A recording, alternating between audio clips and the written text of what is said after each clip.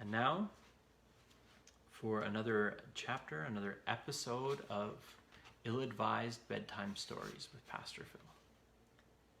We continue reading C.S. Lewis's The Screwtape Letters. And we are on letter 9. Good night, Rose. Good night, Nana. Good night, Mom. Good night, Marilyn and Irene. Good night, Heidi. Good night, Curtis and Carrie. Good night, Kathy. Blessings to you and Mike and the girls. Oh, we're always happy to have you. Join us anytime. I know it's a little later for you over in Winnipeg. Good night, Tammy. Blessings to you. Good night, Katika. Good night, Heidi. Rest well tonight, sister. Good night, Randy. Good night, Daniel. Good night, Charlotte, Robin, Rose. Good night, Dave and Chris.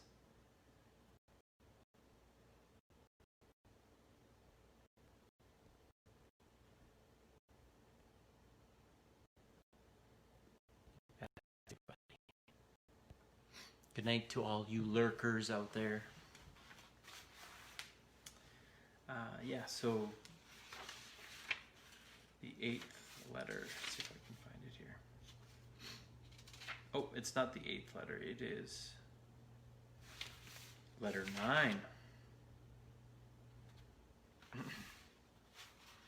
My dear Wormwood, I hope my last letter has convinced you that the trough of dullness or dryness through which your patience is going at present will not of itself give you his soul, but needs to be properly exploited. What forms the exploitation should take, I will now consider.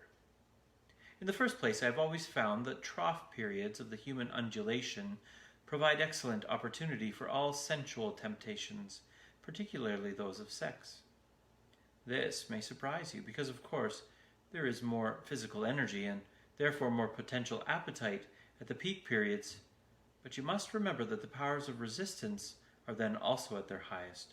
The health and spirits which you want to use in producing lust can also, alas, be very easily used to work or play or thought or innocuous merriment. The attack has a much better chance of success when the man's whole inner world is drab and cold and empty. And it is also to be noted that the trough sexuality is subtly different in quality from that of the peak, much less likely to lead to the milk and water phenomenon, which the humans called being in love. Much more easily drawn into perversions, much less contaminated by those generous and imaginative and even spiritual concomitants which often render human sexuality so disappointing. 'Tis the same with other desires of the flesh. You're much more likely to make your man a sound drunkard by pressing drink on him as an anodyne when he's dull and weary, than by encouraging him to use it as a means of merriment among his friends when he's happy and expansive. Never forget that when we are dealing with any pleasure in its healthy and normal and satisfying form, we are, in a sense, on the enemy's ground. I know we've won many a soul through pleasure. At the same time, it is his invention, not ours. He made the pleasures. All our research so far has not enabled us to produce one.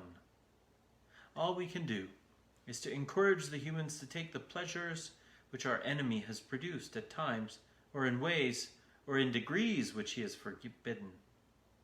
Hence, we always try to work away from the natural condition of any pleasure to that in which it is least natural, least redolent of its maker, and least pleasurable.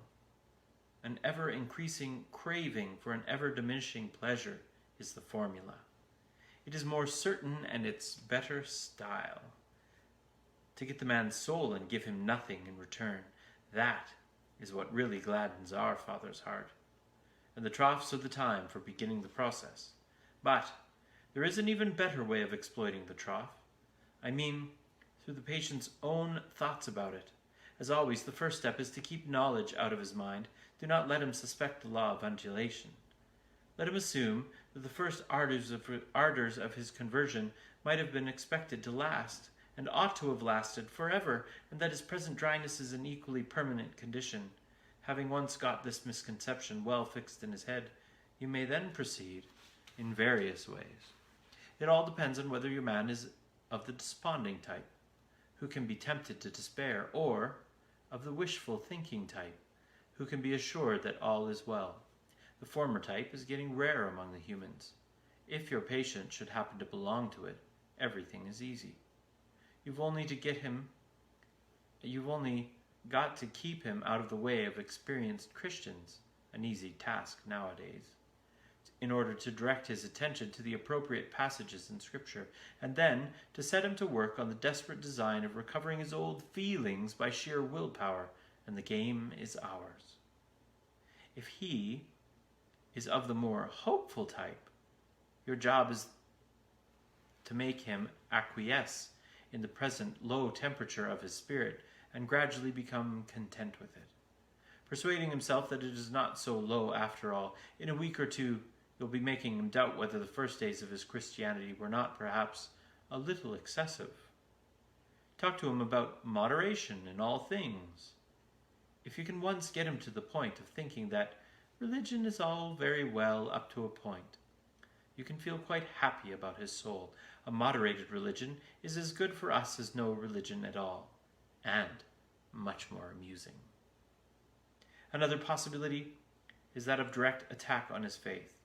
When you've caused him to assume that the trough is permanent, can you not persuade him that his religious phase is just going to die away like all his previous phases? Of course, there is no conceivable way of getting by reason from the proposition, I am losing interest in this, to the proposition, this is false, but, as I said before, it is jargon, not reason, that you must rely upon. The mere word phase will very likely do the trick. I assume that the creature has been through several of them before. They all have, and that he always feels superior and patronizing to the ones he's emerged from, not because he's really criticized them, but because simply they are in his past. You keep him well fed on hazy ideas of progress and development in the historical point of view, I trust, and give him lots of modern biographies to read. The people in them are always emerging from phases, aren't they? You see the idea? Keep his mind off the plain antithesis between true and false. Nice, shadowy expressions. It was a phase. I've been through all that before. And don't forget the blessed word, adolescent. Your affectionate uncle, Screwtape.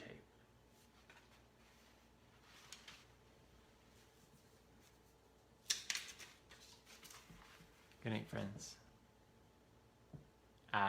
Well done, Kathy. Glad you could stick around for ill-advised story time. Good night.